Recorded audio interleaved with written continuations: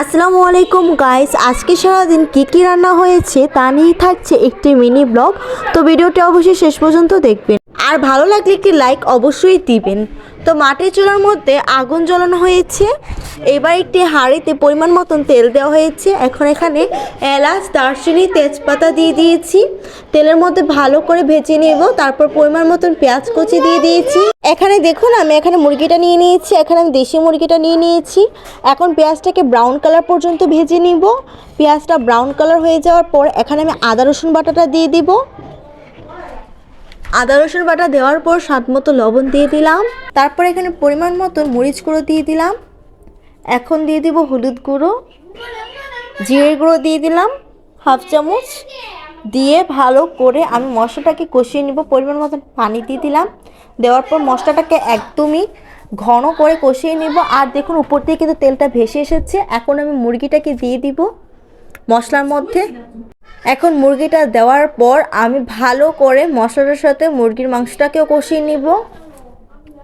তো দেখুন আমি কত ভালো করে কষিয়ে নিচ্ছি। এদিক দিয়ে হাঁসের বাচ্চাগুলো যাচ্ছি না, আমি একটু দেখিয়ে দিলাম।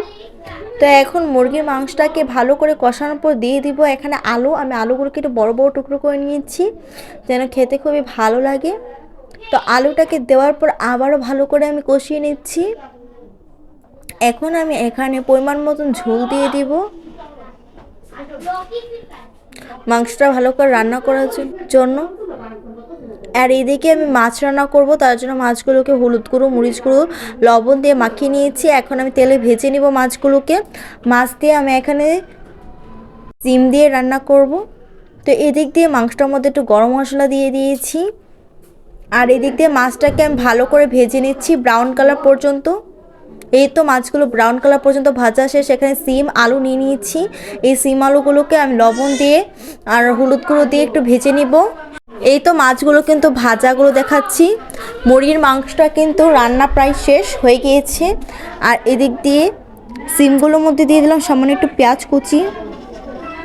কুচি দেওয়ার পর আমি রেখে দিয়েছি। আর এদিক দিয়ে আমি এখানে চিংড়ি মাছ করে নিয়েছিলাম ব্লেন্ড করে, ওইটার মধ্যে দিয়ে দিয়েছি হলুদ গুঁড়ো, মরিচ গুঁড়ো, জিরে গুঁড়ো, ধনিয়ার গুঁড়ো, পেঁয়াজ কুচি দিয়ে আমি চিংড়ি মাছের বড়া রান্না করব।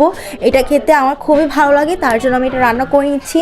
এদিক দিয়ে সিম আলুটা ভালো করে ভাজা হয়ে গিয়েছে। তো এখন আমি এটার মধ্যে দিয়ে দিলাম সামান্য একটু লবণ, তারপর দিয়ে দিলাম হলুদ গুঁড়ো, মরিচ গুঁড়ো, সামান্য একটু তেল, পানি দিয়ে ভালো করে টমেটো দিয়ে দিলাম। আর এই তো ঝোলের জন্য পানিতে একবারে বসিয়ে দিলাম মাছগুলো দিয়ে। আর এদিক দিয়ে বড়াটা আমি তেলের মধ্যে ভেজে নিচ্ছি।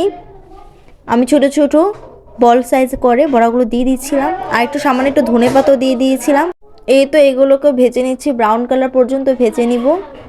তো কিছুক্ষণ পর পর এভাবে উল্টে দিব, তাহলে কিন্তু বড়াগুলো রান্না করা কমপ্লিট হয়ে গেছে। আমি কিন্তু আলাদা করে সার্ভ করে দেখাইনি, যেহেতু টাইম ছিল না। আর মাছের মধ্যে একটু ধনেপাতা দিচ্ছি। এই তো ভিডিও শেষ, ভালো থাকবেন, আল্লাহ হাফেজ।